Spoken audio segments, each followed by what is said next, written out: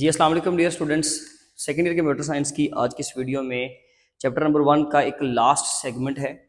ये 1.16 सेक्शन है जी, short question है सिंपल सा, और वो बहुत ज़्यादा डिटेल्ड चीज़ भी नहीं है। इसमें दो टर्म्स हम लोगों ने समझनी है ज़रा, usability and security, and then हम लास्ट पे देखेंगे इन दोनों टर्म्स के दरमियान में, इनके दरमियान में ट्रेड ऑफ क्या होता है, यानी कि यूजबिलिटी एंड सिक्योरिटी के दरमियान में ट्रेड ऑफ क्या चीज़ है। ठीक है, ये टर्म हम लोगों ने जो है लास्ट पे सीखनी है। पहले हम देखते हैं कि यूजेबिलिटी होता है क्या और सिक्योरिटी क्या होता है। सिंपल सी टर्म्स है। यूजेबिलिटी का मतलब यानी कि किसी चीज को यूज करने की जो एबिलिटी होती है ना, वो क्या है। तो यूजेबिलिटी का मतलब होता है कि एक सिस्टम, उसको यूज करना, उसको इस्तेमाल करना कितना आसान है। Usability means how easy a system is to use. अगर एक सिस्टम की यूजेबिलिटी अच्छी है तो उसका मतलब है कि मैक्सिमम यूजर्स उसको इस्तेमाल करते हैं, बड़ा अच्छे तरीके से सेटिस्फाई होकर इस्तेमाल करते हैं, और ज्यादा लोग इस्तेमाल करेंगे ऑब्वियसली, क्योंकि फिर अगर एक चीज यूज करना आसान है, फायदेमंद भी है, तो ऑब्वियसली उसमें जो पोटेंशियल है ना वो बहुत ज्यादा होता है। ठीक है, अब ये समझ लीजिए कि यूजेबिलिटी उस चीज की ज्यादा अच्छी होती है जिसका डिजाइन अच्छा होता है। और हम यहाँ पे यूजेबिलिटी सर किस चीज की पढ़ रहे हैं? यूजेबिलिटी भाई दुनिया की कोई भी चीज हो, ठीक है, लेकिन हम यहाँ पर जब ये टर्म डिस्कस करते हैं तो हम नेटवर्क के हवाले से करते हैं कि नेटवर्क का जितना भी काम किया है हम लोगों ने अभी तक, जो कुछ पढ़ा है, हर एक चीज के अंदर ना, अगर लेट से एक प्रोजेक्ट आपने बनाया, एक सॉफ्टवेयर आप बनाते हो, एक वेबसाइट आप बनाते हो, या कोई भी चीज बनाते हो, ठीक है, यहाँ आपने एक नेटवर्क मैनेजमेंट सॉफ्टवेयर बनाया है लेट से, तो उसकी यूजेबिलिटी बड़ी अच्छी होनी चाहिए। अगर उसकी यूजेबिलिटी अच्छी है तो इसका मतलब है कि उसके अंदर वो सिस्टम आपका यूजेबल सिस्टम है। और यूजेबल सिस्टम कौन सा होता है? जो इजी टू यूज हो, जिसको इस्तेमाल करना आसान हो, सिंपल और क्लियर डिजाइन हो, उसको समझना और किसी भी बंदे को उसको गाइड करना मेरे लिए बड़ा आसान हो। मिसाल के तौर पे मैं यहाँ पर एक चीज रिप्रेजेंट करता हूँ, बड़ी कॉम्प्लेक्स डायग्राम बना दी और मुझे समझानी भी नहीं आ रही, मतलब वो खुद ही है इतनी टफ, उसके सेगमेंट्स इतने ज्यादा है, तो वो चीज समझ लीजिए कि यूजेबिलिटी उसकी अच्छी नहीं है। आप ये समझ लीजिए कि उसकी यूजेबिलिटी ज्यादा नहीं है, तो वो जो है चीज आपको ठीक से समझा भी नहीं पाऊंगा, क्लियर नहीं कर पाऊंगा। वो मैं जो लेआउट है, उसका जो इंटरफेस है, अगर मुझे वो समझाना आपको नहीं आ रहा तो इसका मतलब है कि वो इंटरफेस अच्छा ही नहीं है। आप अक्सर बैंकिंग ऐप इस्तेमाल करते हो, तो अक्सर बैंकिंग ऐप जो है ना वो बड़ी आसान है, उनको इस्तेमाल करना, ऑप्शंस ढूंढना, ट्रांजैक्शन हिस्ट्री निकालना, बैंक स्टेटमेंट निकालना, या फिर ट्रांजैक्शंस करना, किसी दूसरे वॉलेट में पैसे सेंड करना या रिसीव करना, जब रिसीव करते हो तो बैलेंस को शो करना, या अपना लॉगिन या क्रेडेंशियल्स जो है आप ईमेल और पासवर्ड चेंज करना, ये चीजें बड़ी अगर आसान हो ना तो हमें वो ऐप इस्तेमाल करने में अलग ही मजा आता है, यानी कि हम बड़ा ईजी फील करते हैं। लेकिन अक्सर अक्सर ऐप्स होती हैं, पहले वो सिक्योरिटी बहुत ज्यादा हाई होती है उनकी। जरा मेरी बात समझिएगा, मैं यहाँ पर एक टेक्निकल चीज कहने लगा हूँ। हमें पहले जी फिंगरप्रिंट देना पड़ेगा, फेस रिकॉग्निशन देनी पड़ेगी, पासवर्ड भी लगाना पड़ रहा है, फिर उसके अलावा वो एक दो और भी वेरिफिकेशन के मैसेज, यानी कोई भी चीज आपसे पूछ रहा है आपके लिए वो बड़ा मुश्किल होता जा रहा है। फिर उसके बाद अंदर जाकर कलर स्कीमिंग इस तरह की है कि हमें चीज़ों को समझ ही नहीं पा हम चीज़ों को समझ नहीं पा रहे कि मुझे नेक्स्ट स्टेप किस स्टेप के ऊपर जाना है, मुझे ट्रांजैक्शन हिस्ट्री कैसे निकालनी है। अगर ये सारी चीज़ें आपको समझ नहीं आ रही तो उसका मतलब है कि यूजेबिलिटी ज़्यादा अच्छी नहीं है। ठीक है जी, तो ये बेसिकली जो यूजेबल सिस्टम होता है ना वो तो बड़ा क्लियर और सिंपल होता है इस्तेमाल करना, क्विक लर्निंग, यानी कि कोई भी उसको बंदा बड़ी आसानी से समझ लेता है। मैं अगर फर्स्ट टाइम भी एक ऐप इस्तेमाल कर रहा हूँ, बेशक वो मेरी जिंदगी में मैं फर्स्ट टाइम इस्तेमाल कर रहा हूँ, लेकिन उसका डिजाइन, उसका इंटरफेस, उसका जो कलर स्कीमिंग है, जो डाटा को ऑर्गेनाइज किया हुआ है, कंटेंट को ऑर्गेनाइज किया हुआ है, मेन्यूज को जिस तरह से ऑर्गेनाइज किया हुआ है, अगर वो बड़ा आसान है ना तो मैं बड़ी आसानी से उसको इस्तेमाल करूंगा, क्विक लर्निंग हो सकेगी। नंबर 4 पे सॉरी, नो कंफ्यूजन, उसको इस्तेमाल करने में मुझे कोई कंफ्यूजन नहीं हो रही। मैं अगर एक फीचर यूज कर रहा हूं तो मुझे एम्बिग्विटी नहीं है, डाउट नहीं है कि यार पता नहीं ये सही है या नहीं है, नहीं, वो सब कुछ ठीक होता है। अगर उसका डिजाइन अच्छा है तो आपको फिर उसमें कोई एम्बिग्विटी नहीं होती, आपको कोई कंफ्यूजन पैदा नहीं होती, और फिर हमारा टाइम भी बचता है। अगर लेट से एक इंटरफेस आसान है तो उसको ज़ाहिर है आप फौरन से क्विकली कोई भी एक ट्रांजैक्शन करनी है फौरन से तो आप वो फौरन कर पाओगे। लेकिन अगर ट्रांजैक्शन करने में आपको टाइम लग रहा है, उसका डिज़ाइन समझ नहीं आ रहा, हर बार भूल जाते हो कि कौन सा वॉलेट में जाना है, कैसे बैंक सेलेक्ट करना है, कैसे इजी पैसा जैज कैश का वॉलेट सेलेक्ट करना है, लेट से मुझे अगर बैंकिंग ऐप को यूज़ करना है तो ये चीज़ें फिर हमारे लिए बड़ी मुश्किल हो जाती हैं। ठीक है जी, तो ये क्योंकि अगर अगर यूजेबल सिस्टम है, अगर यूजेबिलिटी उसकी अच्छी है तो उसका मतलब ये है कि वो सारी चीज़ें हमारे लिए बड़ी आसान हो जाएंगी और हमारी एफर्ट्स कम से कम होंगी, saves time and reduce efforts. ठीक है जी, यहाँ पे रिड्यूस लिख दीजिएगा।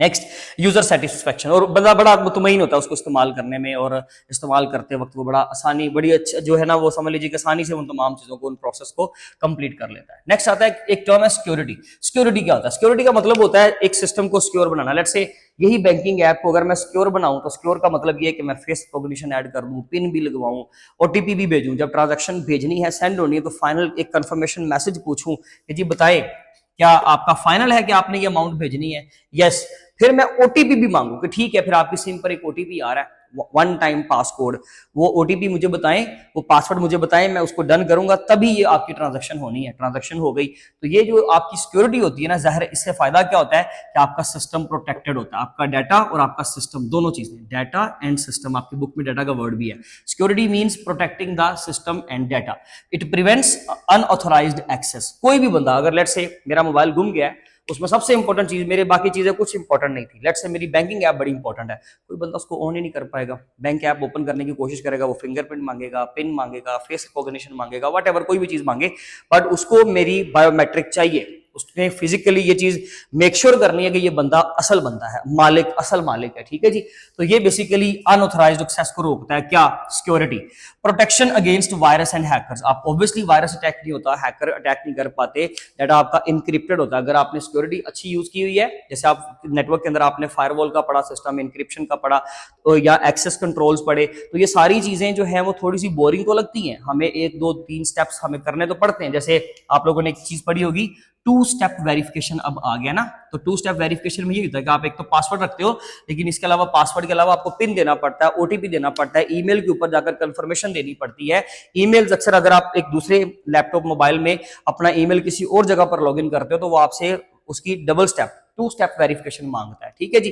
तो ये सारी चीजें हम लोगों को करनी पड़ती है, इसको हम 2FA भी कहते हैं, ठीक है, 2FA, यानी कि ये बेसिकली सिक्योरिटी का एक सेकंड फीचर है, जो हम एक डबल लेयर है जो हम इस्तेमाल करते हैं। इसके अलावा it reduce the risk and damage, obviously हमारी चीज जो है वो रिस्क से पार, और इसके अलावा कोई नुकसान कोई खतरा हमें नहीं होता। लेकिन इन दोनों में अब एक चीज समझिए जरा, आपने यूजेबिलिटी भी पढ़ ली, यानी कि किसी चीज को इस्तेमाल करना कितना आसान है। अगर आसान है तो लोग उसको मैक्सिमम यूज करेंगे, बड़ा कंफर्टेबल फील करेंगे। लेकिन अगर हम सिक्योरिटी की बात करें तो इसके अंदर हमारी चीजें सिक्योर है, लेकिन ये दोनों एक दूसरे के खिलाफ है।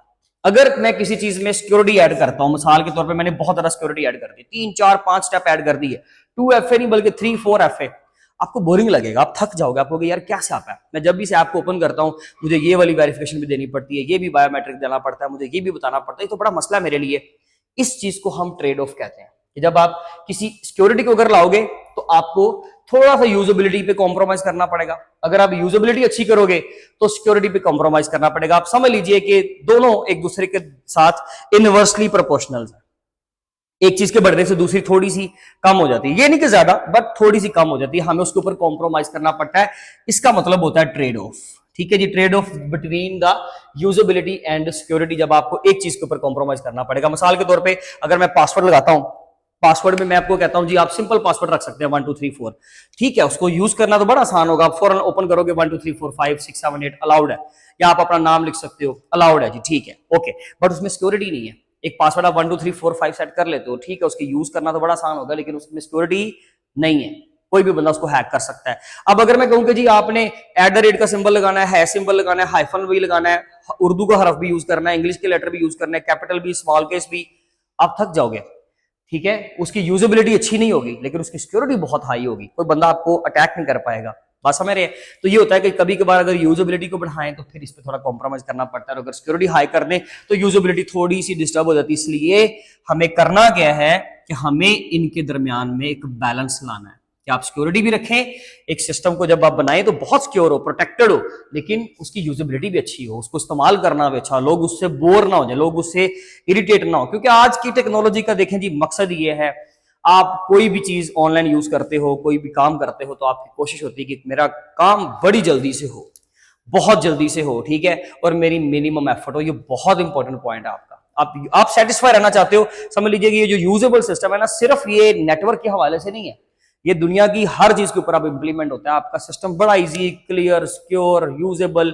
अच्छा होना चाहिए, ठीक है जी। एक सिंपल सा शॉर्ट क्वेश्चन था, दोनों के दरम्यान में डिफरेंस पूछ सकता है, या ट्रेड ऑफ की टर्म का मतलब पूछ सकता है कि ट्रेड ऑफ होता क्या है। तो आपकी बुक पे जो लास्ट हेडिंग है trade off between the usability and security, आप उसका आंसर लिखोगे, और क्या होना चाहिए तो आपने कहना है कि इनके दरम्यान में बैलेंस होना चाहिए, ठीक है जी। आपका चैप्टर यहां पर हो गया कंप्लीट। चंद एक इंपॉर्टेंट बातें, कुछ टॉपिक्स के ऊपर जब वीडियोस बनी तो बहुत ज्यादा डीप जाना पड़ गया। उसकी वजह ये थी कि कई बच्चों का कॉन्सेप्ट नहीं होगा। ऑब्वियसली जो बच्चे बायो से आए हुए हैं, जिन्होंने मैट्रिक में कंप्यूटर नहीं पढ़ा हुआ, उनके लिए चीजों को कवर करना बहुत मुश्किल होता है। सिर्फ इसलिए इतनी ज्यादा डिटेल्ड करवाना पड़ा, अदरवाइज मेरे लिए भी इतना आसान नहीं है, इतना टाइम निकाल कर फिर उस चीज को मैनेज करना, फिर बोर्ड के ऊपर उस चीज को कवर करना। अक्सर कॉन्सेप्ट छिड़ जाता है तो उसको पूरा करना मुश्किल हो जाता है। लेकिन अब कन्वे ना करूँ तो फिर हाल नहीं है मेरे पास कोई। तो अगर इसमें कुछ चेंजिंग्स आप लोग सजेस्ट करना चाहते हैं, आपको लगता है कि नहीं सर बहुत ज़्यादा जो है वो डिटेल्ड हो रहा है, या आप समझते हो कि सर हमें कोई इशू नहीं है, हम कंफर्टेबल, आप सिर्फ इसको करते रहे, वो भी बता दें। या मैं सेगमेंट्स नीचे वो जो होता है ना, मैं टाइम स्टैम्प्स ऐड कर दूं, मैं वो भी कर सकता हूं। आप अपनी जो भी सजेशंस होंगी प्लीज कमेंट सेक्शन के जरिए से जरूर बताइएगा। चैप्टर नंबर 1 हमारा कंप्लीट हुआ। इसकी एक्सरसाइज की वीडियोस इंशाल्लाह मैं अब कल से अपलोड करना शुरू कर दूंगा। जब भी आप ये वीडियो देखेंगे उसके बाद उसके अगले दिन से आपको इंशाल्लाह इसकी एक्सरसाइज की वीडियोस मिल जाएंगी, एंड देन हमारा चैप्टर नंबर 2 स्टार्ट होगा। आप इसका प्लीज स्क्रीनशॉट ले लीजिए। अब हम इंशाल्लाह अपनी नेक्स्ट वीडियो में मिलेंगे, तब तक अपना बहुत ज़्यादा ख्याल रखें। Thank you so much. अल्लाह हाफिज़।